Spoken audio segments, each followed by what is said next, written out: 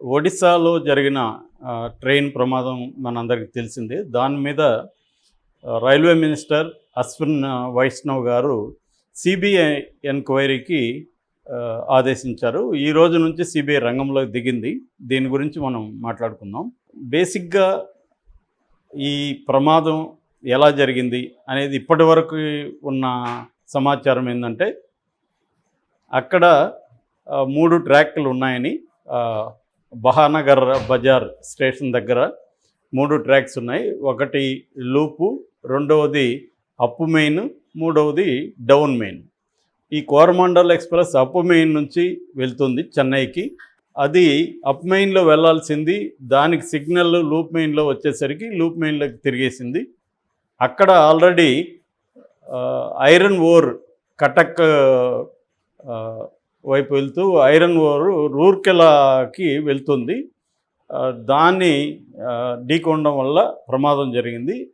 అందులో కొన్ని బోగీలు down main track మీద పడిపోయాయి. డౌన్ మెయిన్ నుంచి ఆపోజిట్లో నుంచి వస్తున్న యశ్వంత్పూర్ ఎక్స్ప్రెస్ ఆ బోగీలను ఢీకొని అది కూడా ప్రమాదానికి గురైంది. అందులో కూడా 4 బోగీలు డ్యామేజ్ అయినాయి. దీనివల్ల ఎక్కువ ప్రమాదం జరిగింది. ఇది గత 30 ఏళ్లలో ఇంత పెద్ద ప్రమాదం జరగలేదు. సో దీనికి కారణాలు ఏమిటి అని అన్వేషించే పనిలో ఇప్పుడు సెంట్రల్ గవర్నమెంట్ పడింది. ఆల్రెడీ కటక్ పోలీసులు ఒక ఎఫ్ఐఆర్ నమోదు చేశారు.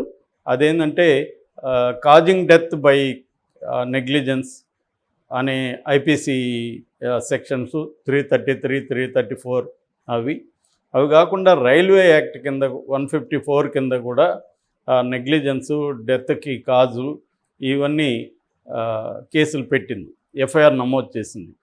అయితే ఇప్పటి వరకు కూడా రైల్వే పోలీసులు కానీ లేకపోతే లా అండ్ ఆర్డర్ పోలీసులు కానీ దీని మీద ఎంక్వైరీ ఫుల్ ఫ్లెడ్జ్డ్గా స్టార్ట్ చేయలేదు. ఈ లోపలే ఎవరూ ఊహించిన విధంగా సిబిఐ ఎంక్వైరీకి సెంట్రల్ గవర్నమెంట్ ఆదేశించింది. ఇది చాలామందిని ఆశ్చర్యానికి లోన్ చేసింది.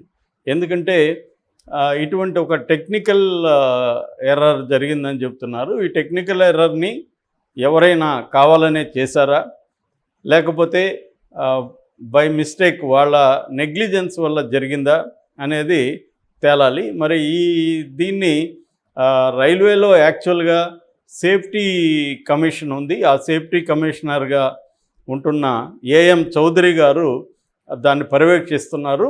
ఆయన ఆధ్వర్యంలో ఒక high level railway committee enquiry చేస్తూ ఉంది ఆల్రెడీ. వాళ్ళ ఎంక్వైరీ రాకముందే సిబిఐ ఎంక్వైరీ ఎందుకు ఇచ్చారు అనేది చాలామందిని తొలుస్తున్న ప్రశ్న. యాక్చువల్గా కాంగ్రెస్ అధ్యక్షుడు ఖర్గే గారు కూడా ఒక లెటర్ రాశారు పిఎంకి. ఇది సిబిఐ ఎంక్వైరీ సరైనది కాదు, ఎందుకంటే ఇది టెక్నికల్, తర్వాత పొలిటికల్ నెగ్లిజెన్స్ కూడా ఉంది. ఎందుకంటే పొలిటికల్ నిర్ణయాల్లో కూడా ప్రాబ్లం ఉంది. ఎందుకంటే రైల్వేలో దాదాపు 3,20,000 మంది ఉద్యోగుల్ని నింపాల్సి ఉంది, ఖాళీలు ఉన్నాయి, అది అట్లాగే పెట్టారు. అట్లాగే ఇక్కడ ట్రాక్కి సంబంధించి కవచ సిస్టమ్ను కూడా అమలు చేయలేదు. సో ట్రాక్ మెయింటెనెన్స్ కూడా ప్రైవేటైజేషన్ చేసుకుంటూ వస్తుంది గవర్నమెంటు.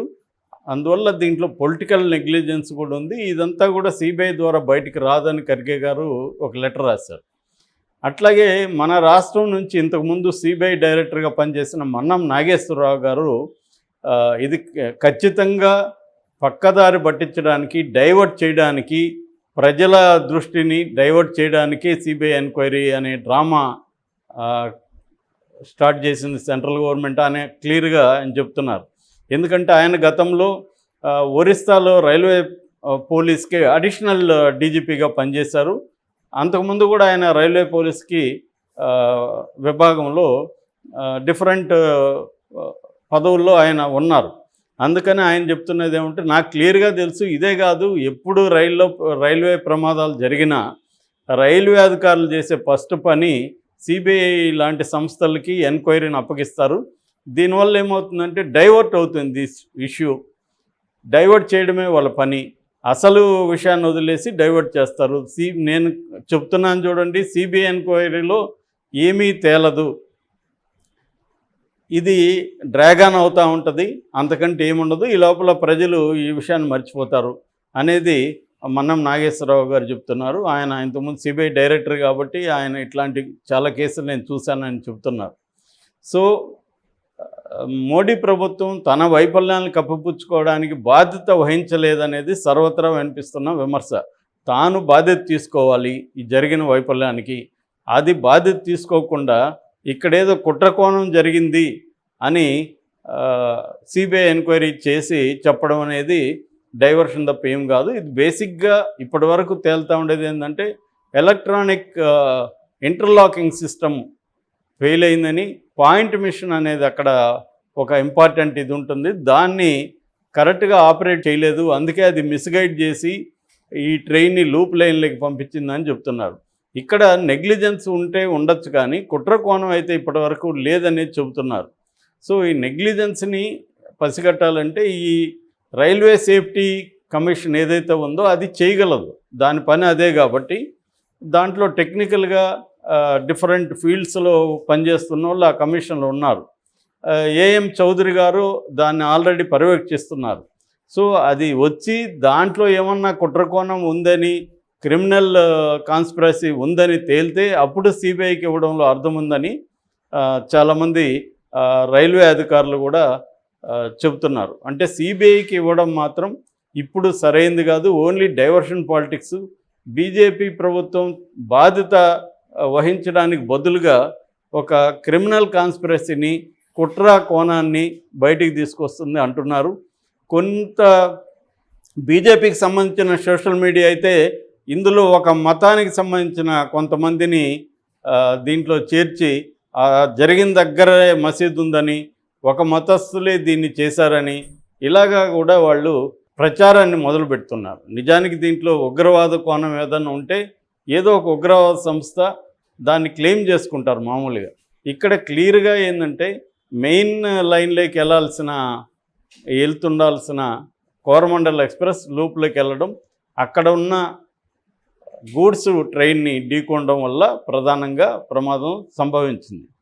అలా వెళ్ళడానికి కారణం ఎలక్ట్రానికల్ ఇంటర్లాకింగ్ సిస్టమ్ ఫెయిల్యూర్ అనేది ఇప్పటి వరకు ఆల్రెడీ ప్రాథమిక నిర్ధారణలో రైల్వే అధికారులు చెబుతున్న మాట. అందుకని ఈ సేఫ్టీ కమిషన్ క్లియర్గా చెప్పే వరకు ఆగకుండా సిబిఐ పేరుతో డైవర్ట్ చేయడానికి సెంట్రల్ గవర్నమెంటు, బీజేపీ ప్రభుత్వం సిబిఐ ఎంక్వైరీని ఆదేశించిందని చెబుతున్నారు. సో నిజానిజాలు మరికొంత కాలంలో మనకి అర్థమయ్యే అవకాశం ఉంది. బేసిక్గా ఈ ప్రమాదం ఎలా జరిగింది అనేది ఇప్పటి వరకు ఉన్న సమాచారం ఏంటంటే అక్కడ 3 ట్రాక్లు ఉన్నాయని, బహానగర్ బజార్ స్టేషన్ దగ్గర 3 ట్రాక్స్ ఉన్నాయి. ఒకటి లూపు, రెండవది అప్ మెయిన్, మూడవది డౌన్ మెయిన్. ఈ కోరమండల్ ఎక్స్ప్రెస్ అప్ మెయిన్ నుంచి వెళ్తుంది చెన్నైకి. అది అప్ మెయిన్లో వెళ్ళాల్సింది, దానికి సిగ్నల్ లూప్ మెయిన్లో వచ్చేసరికి లూప్ మెయిన్లోకి తిరిగేసింది. అక్కడ ఆల్రెడీ ఐరన్ ఓర్ కటక్ వైపు వెళ్తూ ఐరన్ ఓర్ రూర్కెలాకి వెళ్తుంది. దాన్ని ఢీకొనడం వల్ల ప్రమాదం జరిగింది. అందులో కొన్ని బోగీలు డౌన్ మెయిన్ ట్రాక్ మీద పడిపోయాయి. డౌన్ మెయిన్ నుంచి ఆపోజిట్లో నుంచి వస్తున్న యశ్వంత్పూర్ ఎక్స్ప్రెస్ ఆ బోగీల్ని ఢీకొని అది కూడా ప్రమాదానికి గురైంది.